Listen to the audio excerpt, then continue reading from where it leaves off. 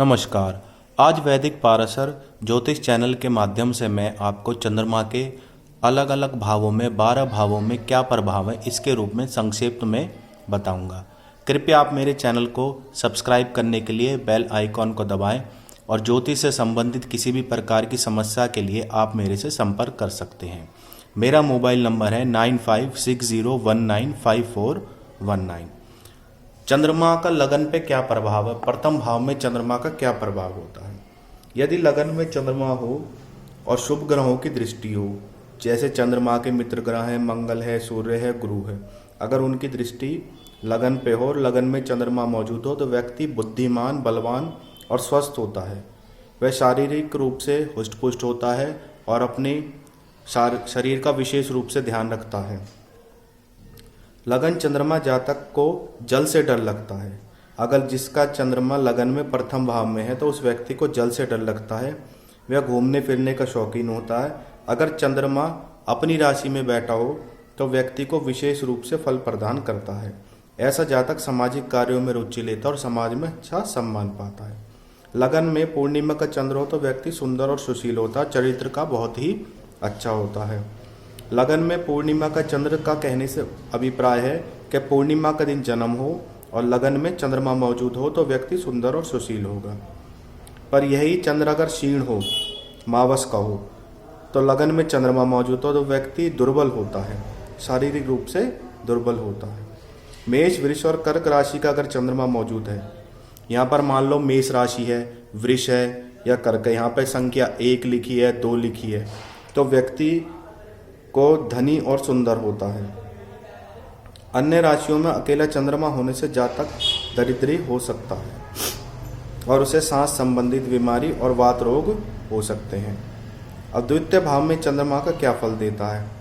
द्वितीय भाव में अगर चंद्रमा उच्च राशि का हो, अपनी राशि में बैठा हो, तो ऐसा व्यक्ति धन का तो काफ़ी संचय करता है परंतु उसकी वाणी में खोट होता है। उसको वाणी संबंधित रोग हो सकते हैं, जैसे रुक रुक कर बात करना।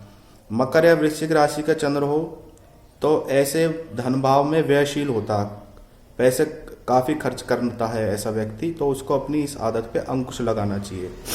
इसके चलते व्यक्ति संपत्ति क्षय होना स्वाभाविक है। उसे सगे संबंधी भी सहयोग नहीं करते, बार बार हानि होने से उसकी कोई मदद नहीं करता। धन स्थान में चंद्रमा की स्थिति बुद्धि प्रदान करती है। यदि चंद्रमा अमावस योग में है, चंद्र के साथ सूर्य भी हो, तो पैतृक संपत्ति उस व्यक्ति को नहीं मिलती। पाप प्रभाव में आया चंद्रमा जातक को विद्या से वंचित रखता है। अगर अपनी नीच राशि में चंद्रमा बैठा हो तो उसे विद्या से भी वंचित रखता है। उसे व्यक्ति को भोजन भी नहीं पचता ऐसे व्यक्ति को। और उसके चंद्रमा अगर बली हो तो जातक बड़े परिवार वाला होता है, सुख संपत्ति और वैभव से संपन्न होता है। वह कोमल मीठे वचन बोलने वाला होता है, शारीरिक सुख प्राप्त करता है। ऐसे ही जातक की विद्या भी उत्तम होती है। चंद्र उच्च राशि में हो तो जातक शीघ्र ही बहुत धन कमा लेता है। तीसरे भाव का चंद्रमा क्या कहता है। ये तीसरा भाव हमारा पराक्रम का भाव है। ऐसा व्यक्ति स्त्रियों के प्रति जल्दी आकर्षित नहीं होता। जातक स्वयं प्रयास करता है, चरित्रवान बनता है और आगे बढ़ने की कोशिश करता है। परिवार में किसी का योगदान नहीं लेता है। अगर ऐसा चंद्रमा भाई की उन्नति में बाधक होता है। अगर वह पुरुष राशि का चंद्रमा हो तो उसकी भाई से अनबन रहती है और भाई की उन्नति में वह बाधक बनता है। इतने पर ही ऐसा जातक वृद्धि तो खूब करता है, धार्मिक प्रवृत्ति का भी होता है, समाज में आदर सम्मान पाता है। रहस्यमयी और गहन विषयों में अध्ययन करने में उसकी रुचि होती है। ऐसा जातक बार बार कारोबार बदलता है, उम्र के साथ उसे प्रसिद्धि भी मिलती है। ऐसे व्यक्ति का दाम्पत्य जीवन सामान्य होता है।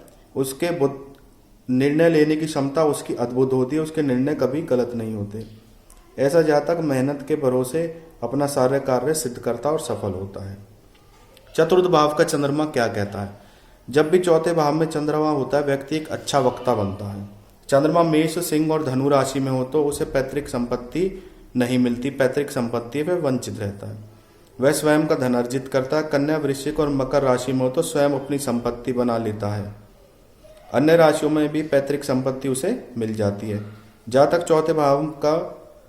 चौथे भाव अगर चौथे भाव में चंद्र हो और जातक कुल से अधिकार पाता है, उसके घर में पशुओं की कभी कमी नहीं होती।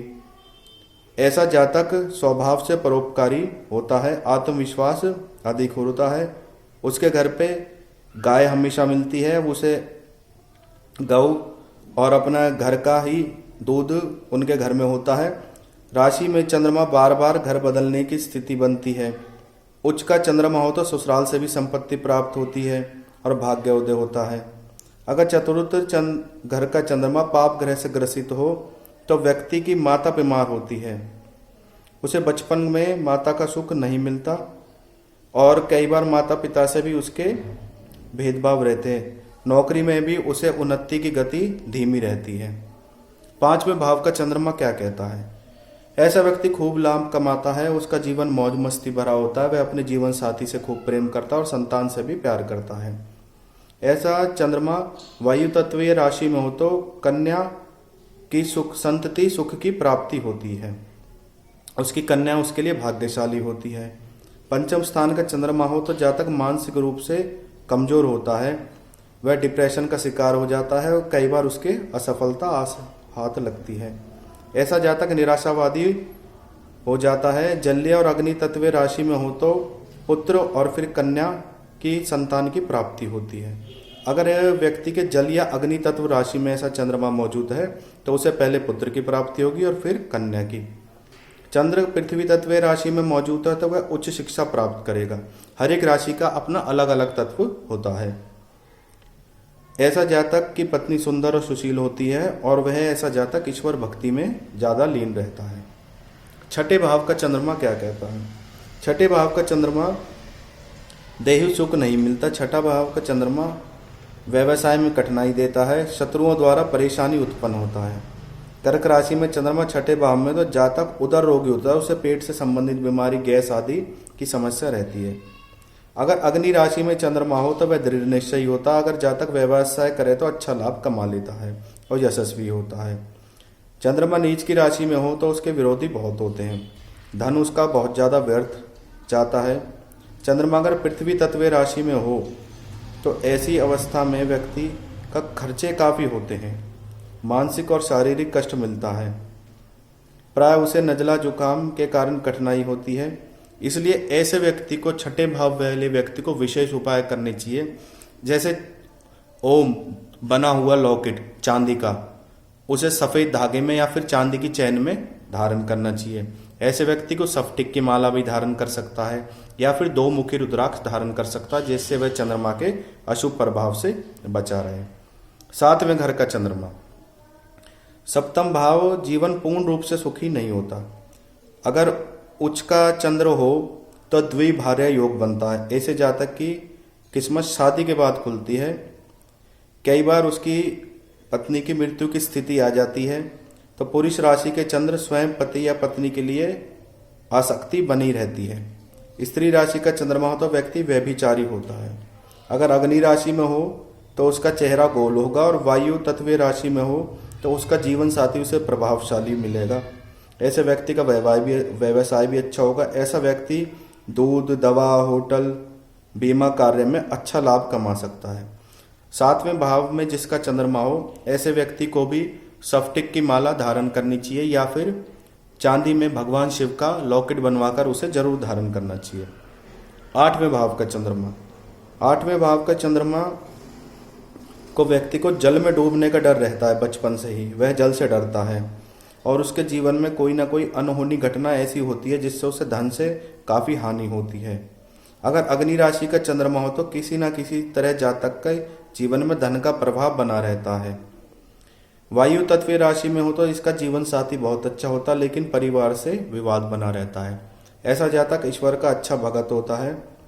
45वें वर्ष में उसे धन क्षय का योग बनते हैं और उसे उसका धन बर्बाद होने के चांस रहते हैं, इसलिए उसे 45वें वर्ष में विशेष रूप से धन का ध्यान रखना चाहिए। अगर उसे अपने चंद्रमा की अशुभ स्थितियों से बचना है तो उसे सफेद शिवलिंग पर जल चढ़ाना चाहिए हर इतवार को और हर सोमवार को, माफ कीजिए, हर सोमवार को शिवलिंग पर जल चढ़ाना चाहिए और जितना हो सके खीर का प्रसाद बनाकर गरीबों में बांटे।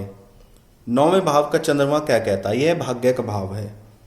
यह जातक धर्मात्मा होता है, उसे सुख संपत्ति अच्छी प्राप्त होती है, यात्राओं का शौकीन होता है। प्रवास करते समय जब भी वह अपना यात्रा परिवर्तन करता है तो उसे धन लाभ होना स्वाभाविक है, उसे धन लाभ होता है। ऐसा व्यक्ति ज्ञानवान होता है। अगर नवमेश दूषित हो, पुरुष राशि में हो, तो उसका छोटा भाई होता है और उसका बड़े भाई से अपवाद बना रहता है। अगर मेष राशि में ऐसा चंद्रमा हो तो भाग्य उन्नति होती है। यदि चंद्र पृथ्वी राशि में हो, पृथ्वी तत्व की राशि में हो, तो जातक की शिक्षा में अड़चनें आती हैं। और वायु तत्व की राशि में हो तो ऐसे जातक के जीवन में परेशानियां आती हैं।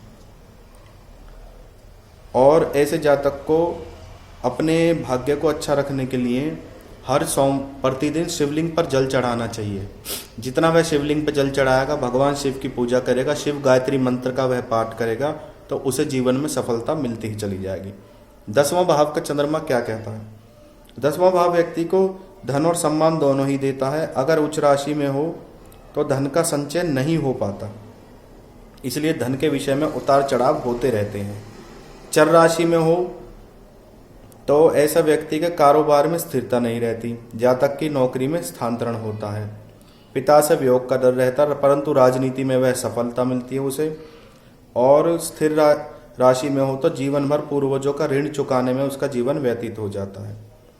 ऐसे व्यक्ति को महिला वर्ग से दूर रहना चाहिए, अफेयर से बचना चाहिए, और जितना हो सके अपनी नौकरी में या व्यवसाय में उन्नति के लिए उसे चंद्र कवच का पाठ करना चाहिए। और अपनी सबसे छोटी उंगली में चांदी में अपने जितना उसका वजन है, अगर उसका वजन 70 किलो है तो 7 रत्ती का मोती धारण करना चाहिए, इससे उसे लाभ होगा। और साथ में चंद्र यंत्र मंदिर में रखना चाहिए और उसको पूजा करनी चाहिए। 11वें भाव का चंद्र क्या कहता है? जिसकी राशि में 11वें भाव का चंद्रमा, उसे मिश्रित फल प्राप्त होते हैं, शुभ भी और अशुभ भी। ऐसा जातक पहले से चल रहा व्यवसाय उसे अपने पिता द्वारा प्राप्त होता है, और साथ ही साथ उसे प्रारंभ से ही अपने व्यवसाय से वह लाभ उठाना शुरू कर देता है। ऐसा जातक यशस्वी होता है, आज्ञाकारी होता है, चरित्रवान होता है, हर कार्य को सोच विचार कर करता है, फैसले लेने की क्षमता उसमें बहुत उचित होती है। ऐसा व्यक्ति शत्रुओं के लिए काल होता है। अगर व्यक्ति अपनी पढ़ाई पर ध्यान दे तो उच्च अधिकारी की पोस्ट पर उसे प्राप्त होती है। 12वें भाव का चंद्रमा क्या कहता है? जिस व्यक्ति कुंडली में 12वें भाव में चंद्रमा होता है वह व्यक्ति कफ रोग से पीड़ित होता है, क्रोधी भी होता है और कलह करने वाला होता है, कलेश भी करना उसकी प्रवृत्ति होती है। ऐसा व्यक्ति का चरित्र संदेहग्रस्त होता है, उसके चरित्र पर संदेह होता है। अगर जातक का जन्म कृष्ण पक्ष में होता है तो वह शकी स्वभाव का होता है, किसी पर भरोसा नहीं करता। लेकिन अगर यही जन्म उसका शुक्ल पक्ष में होता है तो वह निर्णय लेने की क्षमता भी अच्छी रखता है और किसी से पराजित नहीं होता, ना वाद में ना विवाद में। और ऐसा व्यक्ति अगर अदालत से संबंधित वकील या कानून से संबंधित अगर पढ़ाई करे तो उससे लाभ होगा। ऐसे व्यक्ति के पत्नी से अच्छे संबंध नहीं रहते, दूसरे विवाह की आशंका बनी रहती है। तो ऐसे व्यक्ति को जुआ, सट्टा, शराब आदि और तामसिक भोजन से परहेज करना चाहिए। जब भी आपकी राशि में चंद्रमा कमजोर होगा तो वह क्या प्रभाव देगा, इसके बारे में मैं आपको संक्षिप्त रूप में बताता हूँ। ऐसे व्यक्ति को जल से संबंधित रोग होंगे, मधुमेह, अनिद्रा, नेत्र रोग, मानसिक पीड़ा, डिप्रेशन, थकान, दमा, फेफड़े से संबंधित बीमारी। और ऐसा व्यक्ति स्लीपिंग डिसऑर्डर का भी शिकार हो सकता है, जैसे रात को नींद न आना।